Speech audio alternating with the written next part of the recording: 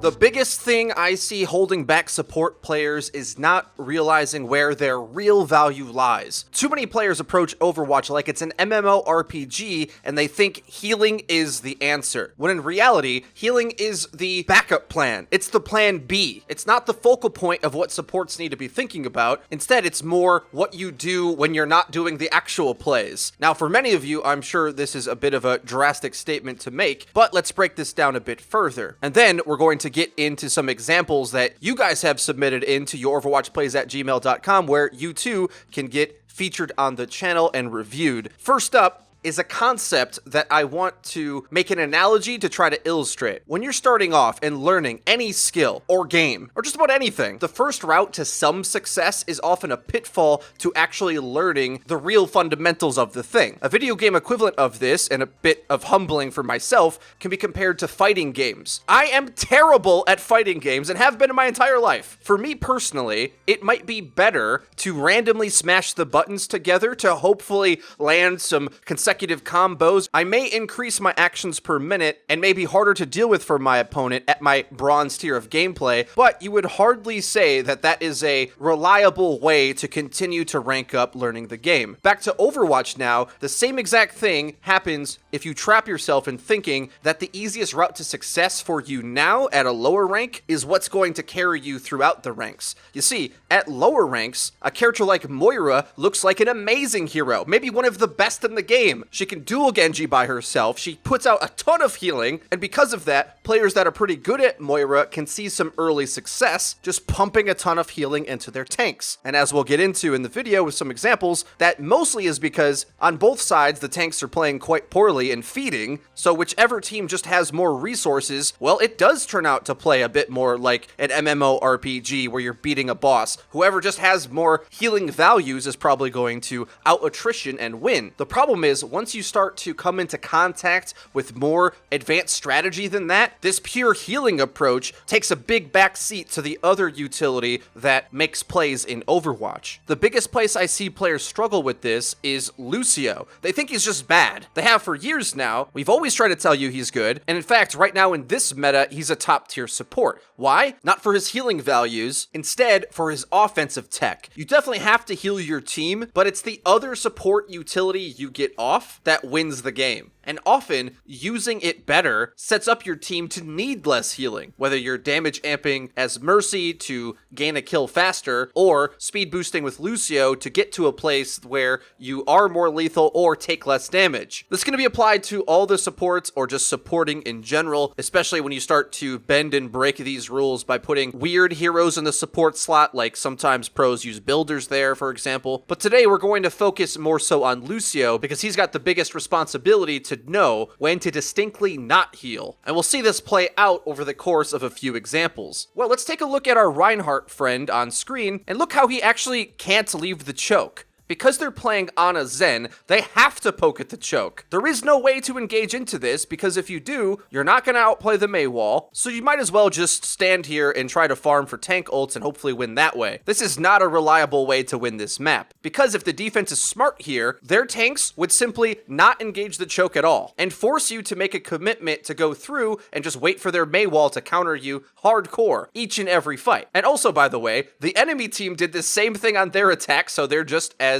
susceptible to this being an issue. Both tanks playing too slow, both tanks not knowing when to take ground. Games sort of devolve into these attrition matches where Rein Zarya is just sort of a slap fight and nobody's trying to get anywhere. Let's contrast this over to another game submitted now by a Platinum Lucio player who is going to attempt to do the Lucio speed pass to choke strategy that I advocate for, but so many things go wrong and are done inappropriately, you can get fooled into thinking that this is a bad idea. So step one, we want to hold amp until we make contact with the enemy. But also, we want to hold our Zarya bubbles to place on our Rein, so we're using the bubbles as we make contact. The bubbles get wasted kind of early, and Reinhardt, instead of winning the space that we just took, putting his shields up and sort of allowing a soft regroup to happen, he W's past the shield. Nobody tells him his Ana can't heal him, I assume anyway, and because he goes down, the entire push goes down. This is where I find the issues with this type of set engagement start to fall flat. because oftentimes players and teammates don't know or don't know how to execute that second and third priority list when executing a play like this. Now, we do end up getting our Rein to point. He keeps his shield up this time, and all of a sudden, it's a nightmare for the enemy to deal with. We end up taking the point for free,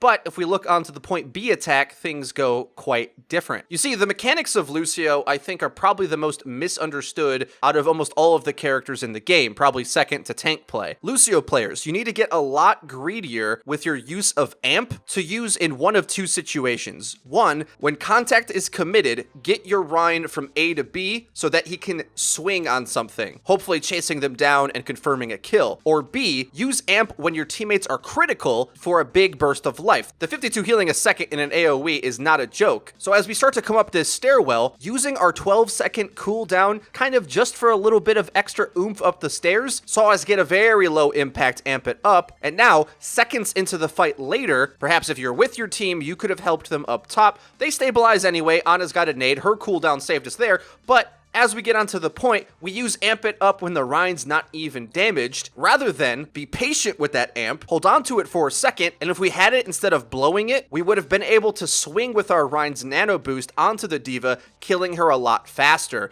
Now you might be wondering, well, they're killing everybody, FREEDO. Why are you even criticizing this clip? It doesn't even matter. Well, turns out, if you don't kill the enemy fast enough on 2 CP, they're going to come back, either with ultimates or insta-kill characters, what have you. Our hero here doesn't even get a tick. So remember, use amp to help your Rein chase something that's running away. If it's already committed and he's swinging on it, he doesn't need the speed. But as they start to run, that's when the speed amp all of a sudden confirms the kill. And more often than not, you're going to see more amp value when you're looking for a reason to use it rather than just popping it because you think it's a good time. Is your Rein pressing W? Are your tanks low? Those are the instances you want to pop it, not just because you see the enemy. Now, our hero swaps over to Brigitte because, yeah, I'll admit the Lucio wasn't working, but it was more to do with the play and the execution of that kit. Now, let's compare to how much more difficult it is for us to turn this corner. You see, the problem is, without a Lucio now, with this incredibly slow composition, the enemy is allowed to have their entire team focus fire the target in front, and we can't even turn the corner. You have to think of the damage angles the enemy can take as having the potential to create man advantage. If they have all 6 on the high ground here, and we turn the corner as Brigitte and Rein, we're 2v6. Until the rest of our team can actually turn the corner and even see the fight we're trying to take. And this is the reason why speed is so important, and even just having your passive speed aura helped the team get up and go and turn the corner a little bit faster so that you don't get melted as hard. Now, I know I'm going hard on support players in this video, but don't worry, it's probably the tank's fault even more. Because you see, it's the tendency for tanks to play like in this upcoming clip that makes this other support utility look like it's not worth anything. As our Reinhardt gets to the choke here, and we see the enemy Rein back off and play to our right-hand side. That means we're going to be allowed to take this left-hand side as he's backing off. Oh, you're giving me space? You press W towards the daylight, ferry your team past, because you as the main tank player want to push the fight into an area where your team would prefer to battle. Instead, our Rein goes at the enemy death ball instead of past them, and in the context where you're always having a Reinhardt slap fight, characters with more healing are just going to put in more work. Whereas, as we've made in videos in the past, the best tanks don't need a lot of healing because they're able to make these decisions of how to take space and where they need to go, largely avoiding damage in the process when they can. Because when you avoid damage, you're able to get more out of the offensive support kit. And you can see how one problem sort of informs another. Ironically enough, yet again, our tank player on screen breaks the choke not by taking the right space or engaging properly, but hitting a big ultimate, which makes me think that's the only way anybody ever escapes chokes most of the time in ranked. But that's okay. Remember, it's about learning. Some of this stuff is going to be painful, although true. Our last example, another Rein, Zarya, Lucio, rush down comp and gets an Orisa.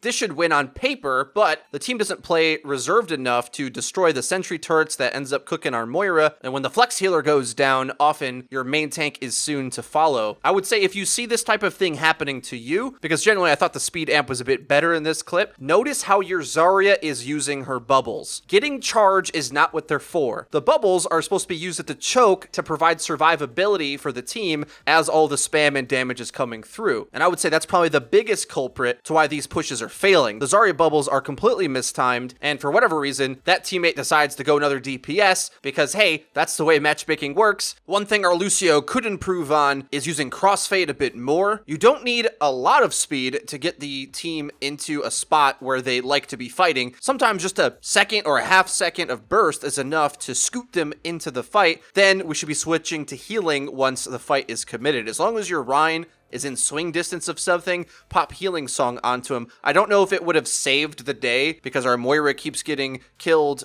and also our Rein keeps getting blocked off by Orisa barriers and the Moira doesn't come with. So that may not be the difference, but we always can try to improve on our own mechanics as well. And it's micromanagement like this that makes Lucio a bit harder than other supports, but with a higher skill peak overall. Getting our Rein to just play a little bit more shield focused would have won this game. Overall, I would say this isn't our Lucio's fault, but it's the combination of not really getting your Rein in sync with the support that you're giving him often makes it feel that a character like Lucio is useless. I mean, I've seen comments saying he's the worst character in the game when he's one of the best characters in the game right now. The reason why the 3-3 GOATS composition is considered meta is because of Lucio. If Lucio wasn't in the game, that comp would get destroyed. Okay, enough ranting and raving for today. I hope I've illustrated my point. You can go through other support characters as well, whether you're looking at Mercy with damage amp or Ana for anti-nade and sleep, etc, etc. When you're playing at lower levels of the game, it can feel like raw healing numbers is everything you need, but realistically, pumping more healing into this Reinhardt wouldn't help. Our Rein just had to put shield up, because even if we had more healing, he still probably is going to die, and even worse, probably we don't even get into the fight that we want. We probably end up getting spammed down and die before we even get in the brawl. Guys, if you enjoyed the video and you found it useful, please be sure to leave it a like. It really does help us out and lets us know that you're enjoying the content. If you haven't already, please subscribe because we do upload each and every day, so you're going to want to hit the bell icon so that you get notified when our videos go live. Link to the description is our Twitter, where we tweet out news, updates, and dank memes. That's been it for me. I've been FREEDO for Your Overwatch. I'll see you guys next time.